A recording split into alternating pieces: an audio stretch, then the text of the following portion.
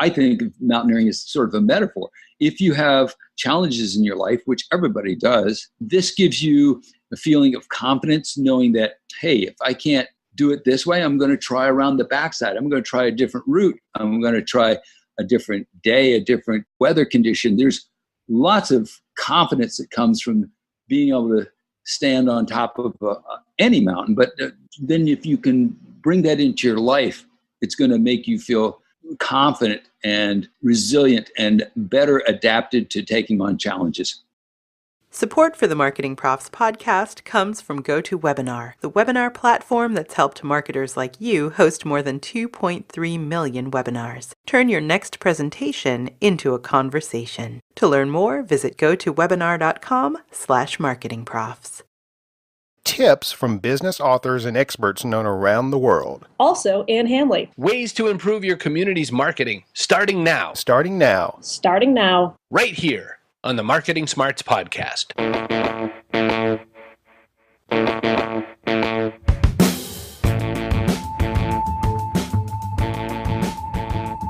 Welcome back to Marketing Smarts, a podcast brought to you by Marketing Profs. I'm your host, Kerry Gorgone.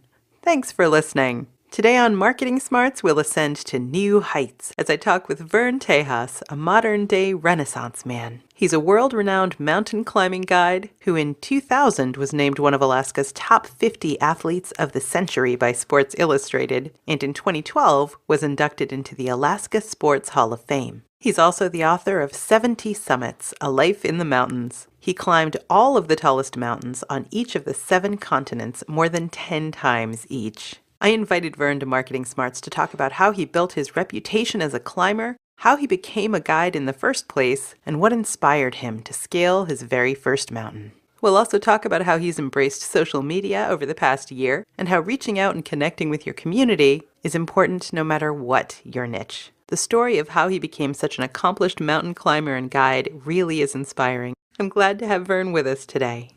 Vern, thanks so much for talking with me. It's my pleasure, Kerry. You have a very interesting and varied background. Some people would say that you aspire to new heights all the time. Every chance I get, Kerry. I know, I cracked myself up. You are the first guest on my show that's in the Alaska Sports Hall of Fame. Well, I'm honored. I'm happy to be here. How was it that you found your calling? I kind of fell into it, if you don't mind the turn of expression there. I love the mountains, and I tried to figure out some way I could spend more time in it. So guiding was just a natural way to be able to pay the bills and still spend most of my time in the mountains. So it was following my passion.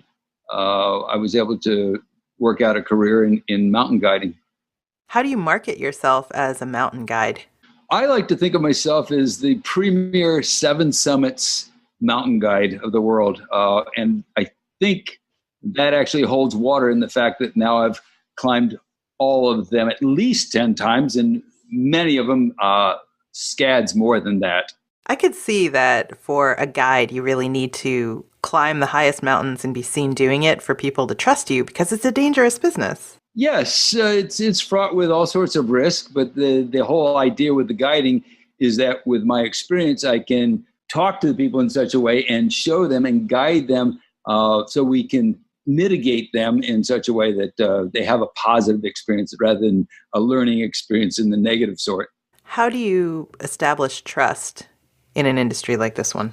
I think it starts from the first contact. I usually write a letter of introduction, telling them who I am, and encouraging them to get in contact with me with questions or concerns they might have. And then day one at the orientation, I want to make them feel respected and part of the team. So I try to memorize everybody's name from the get-go. I want to know their names before they have memorized all the guides' names. So right at our orientation meeting, I'll go round robin around the table there and have a discussion and use their first names to introduce each one of them. And I think that puts them on a a very relaxed and respected basis. And that's sort of where trust is found. So building personal relationships with them right from the very beginning. Yes, it's so important that the trust is made early on, because things I'm going to say could make the difference between life and death. And it's very important that they feel comfortable with that and they can respond to it in a positive way. Do you market yourself actively through content and things like that so that people self-select to you because they know who you are already? Or do you find that you have to explain to people your background when they come to you? Like they're just looking for a guide. Certainly, once they've read my resume, it's pretty self-evident that I've got lots of experience. But the trick is to get the word out there. And I've only been working on my social media presence in the last year, and it's coming along well. And I think with my recent book, 70 Summits, Life in the Mountains, just coming out, that also introduces me to people. So if they go on our website, they can find my book, they can find my bio, and that establishes a certain amount of faith and confidence in their guide right from the beginning. alpineascents.com. Alpine Ascents has got all the guide bios on there, but if they actually click on who I am, they'll find out that got lots of experience that I can share with them and that I enjoy teaching. Tell me about the moment that you looked up at a big mountain and decided, I've got to get up there. Well, that's a great question. And my answer was I was 19 years old. I was in Alaska for my third day. I had just about died of hypothermia the day before. So I was really starting to take Alaska seriously. I had just hitchhiked up from Texas, where I grew up. And within a mere matter of 3 days, I had almost died. And I saw the most beautiful sight in my life, which is the Wickersham Wall, the north face of Denali, from one of the best viewing spots on Earth, Wonder Lake, just to the north of the mountain. And it was revealed slowly as the clouds rose. And as the mountain was revealed in all of its glory, I was smitten. I fell in love with it. And I said right then and there, I'm going to climb this. It took me 5 years to get enough skill and experience under my belt to even want to go on a guided trip up there. But when I did, it was the fruition of 5 years of working and dreaming about climbing Denali. So that was my first love, and probably going to be the strongest love of my life is Denali. But you held on to it even through all the baby steps and bunny slopes you probably have to do before you can make it even halfway up. Oh yeah, it's a real labor of love. You have to want it so bad that you do go through the frostbite, having the stoves not work, learning how to dig snow shelters. All of those things are part of the apprenticeship, if you will. How can you hold on to that motivation or that inner desire to make it to the top of the mountain, even when things get really, really physically uncomfortable and emotionally difficult? I like challenges, and I guess most mountaineers must embrace that somewhere along the line. Otherwise, they wouldn't climb. Climbing is hard. It's difficult. It's risky. It's a challenge. And for me, being a person who really likes to challenge themselves, seeing something as big and as beautiful as it was, that was kind of the prize. I was standing on top. So I kept that in mind. I kept my eyes on that prize the whole 5 years while I was working up to it. I would climb every weekend.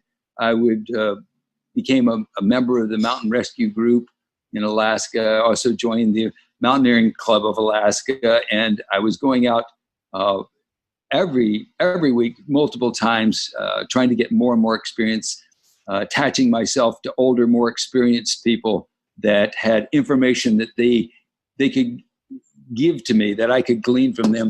Tell me more about that. You said that you enjoy teaching, and that's an important part of what you do as a guide. When did you discover that, in addition to learning from more experienced people, that you actually had knowledge to impart? It was a process. When I came up there, I was a blank sheet of paper from Texas, didn't know anything about snow, didn't know anything about mountains, didn't know how to take care of myself, really. So I was able to find some of the older members of the climbing club, some very fine gentlemen, would take me under their wing, show me the ropes, so to speak, and just give me the basics. And by going out weekend after weekend, every chance I could get, also, going on rescue practices through the Mountain Rescue Group, I got to know who the shakers of the community were in Anchorage, and I got to learn from some of the best, military survival experts, people who had crossed the Arctic on foot. I mean, there was an amazing amount of wisdom and knowledge that these gentlemen could impart to me. And after a couple of years of doing these weekend trips with them, the Mountaineering Club was always looking for trip leaders. And so I started volunteering as trip leader for the easy mountains. And I was able to give back the skills that I had learned from these more experienced folks. And I found that it was quite a pleasant feeling that I had learned something, and now I could reshare it with other people. Do they try to talk you out of it first, the more experienced guys? Is it like converting to Judaism where they have to turn you down like 3 times or something? No, actually it was just the opposite. Once I climbed Denali, the guide was, I think, impressed that I was so eager and had learned so much in such a short time. And within 2 weeks after my first Denali expedition, my mountain guide got back to me and said, "Hey, I've got a trip coming up. Would you like to guide on it?" So I actually got launched the easy way. He needed to have a guide, and he felt that I was competent with the experience that I had gleaned in that 5 years of apprentice, that he put me on. That's quick to become a guide. Yes, that's not the right way to become a guide. So what's the right way? How long does that take? I think to then work as an assistant guide for 3 or 4 years would have been appropriate. But in this particular case, he just asked 2 of the members of this last trip that did really well, myself and a good friend of mine named JD. And JD and I leaped at the chance to go back to Denali. It used to be called Mount McKinley, but we leaped at the chance because what we had just paid for was now going to be free, plus all the food we eat. So we were like, we were hogs in heaven. We were having a great time. And the 2 of us were exploring all the facets of good guiding and what not to do. We learned a lot on the first couple of trips. What was the hardest experience or the most frightening experience you had? I think, avalanches are the biggest killers of my friends out there. I've lost probably 30 friends, mountaineers, skiers, to avalanches. And to me, those are the things that if you're in the wrong place at the wrong time, you don't have a chance. And I've seen that over and over again. So these are the things that make me wake up in a hot sweat in the middle of the night. If I'm dreaming about avalanches, it's always a nightmare. I've been caught twice, but I've been very fortunate. Both times I escaped. I have pulled people out of avalanches that lived through it. And I've also been on search and rescue missions where all we come up with is a body many months after the avalanche, because there's so much snow that they were just buried till the middle of summer.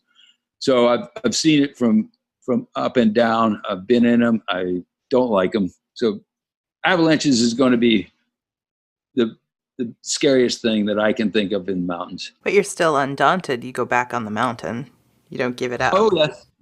Well, I try to pick routes that aren't avalanche prone. I try to avoid conditions where avalanches are going to increase. And I've now been trained to area 2 level of avalanche prediction. This is some of the things that I carry with me so that I can help keep my people safe, but it's also to help keep myself safe. As marketers, we all want to make authentic connections with our audience. It's the hardest thing we do, but GoToWebinar can help. More and more marketers are taking advantage of webinars to make personal connections with their prospects and to deliver the educational content they crave. Start turning more prospects into loyal customers. If you want to learn more, visit gotowebinar.com/marketingprofs. Tell me about the Tragedy Assistance Program for survivors. The TAPS is a private organization that of survivors of military families who've lost a member of their family that's in the military. The nice thing about it is these people usually don't have much mountaineering experience. Some of them have never slept in a sleeping bag. Some of them have never been in a tent before. So it's giving back in the most basic sense of teaching people how to be comfortable outdoors, much less actually climbing mountains. And we do climb mountains. We've gone up Kilimanjaro several times, and as well Machu Picchu trek, and we're looking at other treks in the Himalayas, and then breaking people into the basic levels of mountaineering. TAPS is a huge program, and I'd never heard of it before I started researching you, but there are 70,000 people involved with it. It's an amazing organization. They do a lot of good. They get people back on their feet after losing a dear family member. A lot of people have lost their husbands. So I get a lot of women who are having self-confidence issues and don't think they can do anything without their husband. And they learn and grow. They're in the very supportive environment of other people who've lost family members.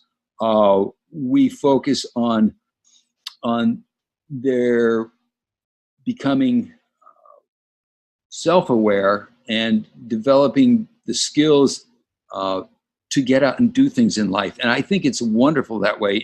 I've seen some remarkable changes of people who never thought they could climb, never been in a sleeping bag, who are now doing triathlons. They're out camping, they're out hiking, they're lost weight, they've got their life back on track. It's phenomenal work that TAPS is doing.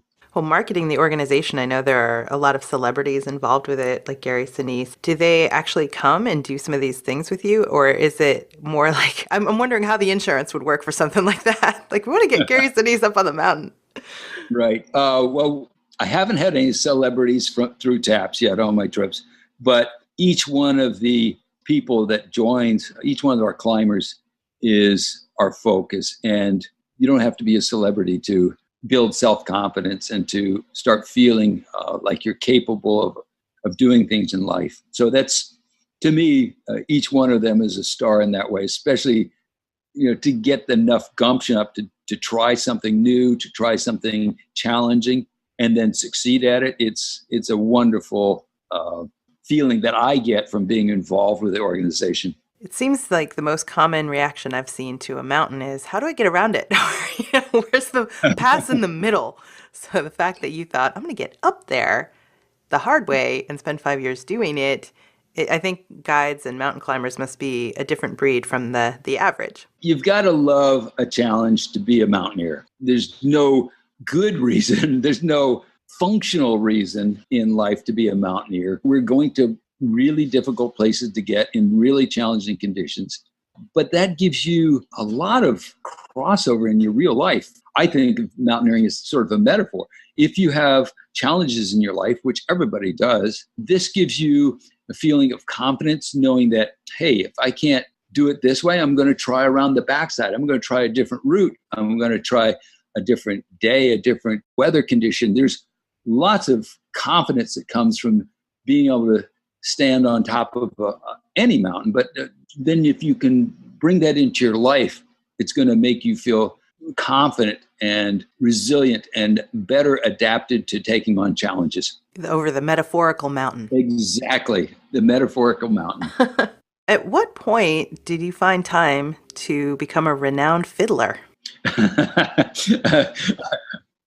Actually, I would never call myself renowned fiddler. I definitely tried for 20 years to learn how to fiddle. And that was another challenge, if you will, very similar to climbing.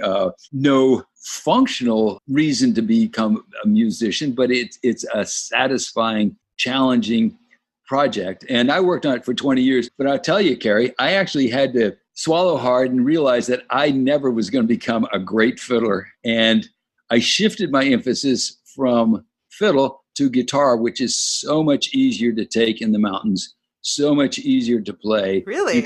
I would have said harmonica, but... Right.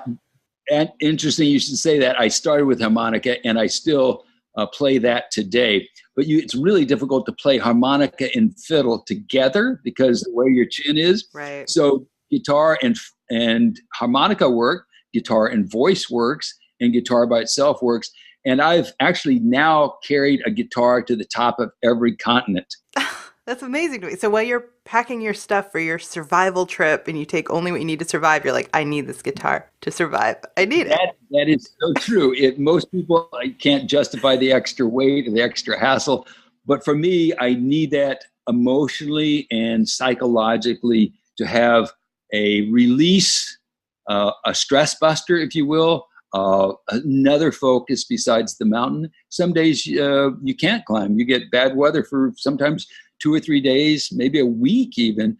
And if you don't have something to occupy yourself with, you go crazy. I would think that makes you more popular as a guide because they'll have something to do in the downtime.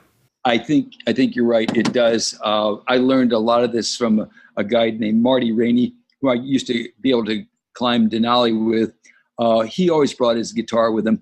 And I was like, this is a great thing to be able to share that with people. So I have adapted the guitar to my guiding. I actually can trek with it while I'm walking. I pull it out anytime we got a storm day or a little lull in the action at camp. And people enjoy it. I get a lot of rave reviews about the fun they had. So most people think about the wilderness and they have to rough it. It's going to be challenging and hard. The trick that I learned early on was to try to make it as easy and as fun as possible. And if you can do that, then people are going to relax and then they're going to have a better time. And even if they can't get to the top due to bad weather or health or whatever, they're still going to have a great experience. So the journey becomes more important than the destination. You're definitely the best guitarist on the mountain. I've certainly been the highest guitarist in the world. Or the only person with a guitar. Yes, that too. But I always take my harmonica as well. So it's a fun, we can sit around in the kitchen while I'm cooking food. We can sit around, make music, have a great time, and people relax and they start realizing the mountains, even though they're challenging, can be great fun. And that's a change of lifestyle and a change of outlook. Did you make a conscious effort to build your reputation, or did it happen kind of organically? I think my reputation is definitely organic. I probably ran away to the mountains to be away from people, but it's been such a evolution of me personally to be able to be there with people and to help them fulfill their dreams, that it's made me a better person. It's made me much more empathetic, and it's given back to me just as much as I'm giving to my climbers. I'm getting back from them life lessons, ways to be that I can improve myself by looking at them. It's a wonderful career because I get to go to very beautiful places to challenge myself, but to be there with some of the most interesting people I've ever bumped into in life. So it gives back to me so much. It's a venture fulfillment for my climbers, but it's a learning process for me. Did you find that social media was kind of a natural extension of that, or did you view it as just another obligation that, you could take or leave? Excellent question. I actually was pretty shy of life when I started this whole process. I didn't have any photographs taken of me because I wouldn't allow it for about 7 years of my life. And only since I've become a guide did I realize, well, it's an important part of the people's process in the mountains to have photographs and bring back memories. And that started opening me up to the idea. It was like, okay, just relax, be yourself, If people take a good photo of you, great. If they take a bad photo of you, great. That's who you are. And enjoy the process. And since then, with social media coming online, it's a give and take. The more I put out there, the more positive I get back, the more opportunities unfold for me. And it's, blowing your own horn, as repugnant as that was to me, has actually become a way of embracing life and sharing with people. So now getting the word out is not a odious job. It's actually part of the fun. Where did you find time to write a book during all this? All this climbing, all this harmonica playing? Well, the timing was challenging. We had about a 3 or 4 day weekend where I went in with my co-writer, Lou Freeman, on this book with 70 Summits. We had previously done a book together called Dangerous Steps, all about my winter solo ascent of Denali. And he always kept on asking, let's make some time for another book. You've got another story in you. And that happened for about 10, 15 years. Every time I'd see him, he'd say, are you ready to do a book? Finally, I said, let's do it, because I'm getting so old. I better get this off my chest so I can still remember these things. So we sat down for 4 days. It was 4 days with a tape recorder and him grilling me. He's a newspaper writer. And he just grilled me for 4 days about every little facet of my life. And we dumped it onto recordings. I think there was 74 of them. And then we transcribed those, and we basically pulled the story out of recounting my stories to Lou, some of them almost verbatim. We pulled those stories out of the 4 days worth of recording. And tried to put them into some semblance of order. That must have been hard. Yeah, the ordering was actually not my job. Organizational abilities is nothing like Lou's are. So he encapsulated it in chapters, and from there we were able to pull out the story of my life, the last 40 years of guiding in the mountains. If there's one thing that you would say has accounted for your success as a career mountain climber and guide, what do you think that is? I think life is an adventure.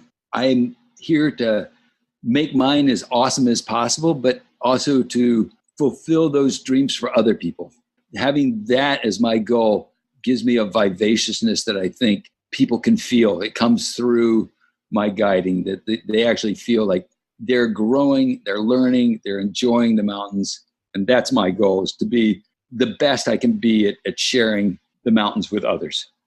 Well, it's inspiring to me, and I think I've slept in a sleeping bag when I was a Girl Scout, and it was under protest, but now I'm like, man, I should go climb something. I need a challenge. Good. Well, hopefully you do. The mountains are waiting for you. If you want to do it, they'll be there when you're ready for it. I do recommend that you start with the basics, either join a club or get some books, go out with some people who have more experience than you do. Well, I couldn't find anybody with less, Vern. It would be difficult. But or you can go to a guided organization like mine, Alpine Ascents International. But there's several really good companies out there that offer basic introductions to mountaineering, and we look forward to having you. I look forward to having you. Thank you so much, Vern. Where can people learn more about you, and where can they get a copy of 70 Summits? 70 Summits is available online through Amazon, also at almost every one of the big bookstores. You can also get it on Kindle, so it's digitized as well. So you don't have to take a book up the mountain. You don't have to take a book up the mountain, but that's actually where people learn the most about me, because it is my story, my life story, basically.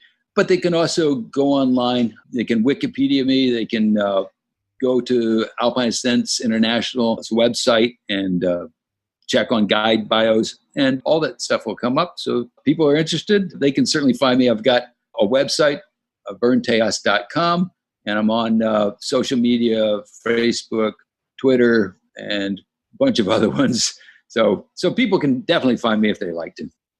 I was thinking about what 4 days together must be like with you just kind of spilling your guts to Lou. Is there ever a time when somebody will say something to you from the book that you forgot even telling him? And you're like, whoa, that was a crazy 4 days. Yeah, I mean, people have asked me questions just out of the blue, and I'm going like, why do they even know about that? And then I realized they've read the book. And so that's part of the fun about doing a book is that your story's out there and people do know you, even though you've never met them. And then when you talk to a new acquaintance, they have these facts and figures of your life, and you're going, holy smokes, it's amazing. There's a writing lesson in there. Like, you just break down your subject over a course of days till they'll tell you anything. Well, it's been a fun trip. My life is taken a trajectory I never ever expected, and I'm just tickled pink to share it with other people. Vern, thanks so much for talking with me today. Thank you, Kerry, for having me. It's been a pleasure. Thanks for the laughs. Thanks again to our official sponsor, GoToWebinar. If you're interested in trying out webinars for your business, visit gotowebinar.com/marketingprofs for access to an extended 14-day free trial. Thanks for listening here to the very end. This has been the Marketing Smarts Podcast, brought to you by Marketing Profs. I'm your host, Kerry Gorgone. Talk with you next time.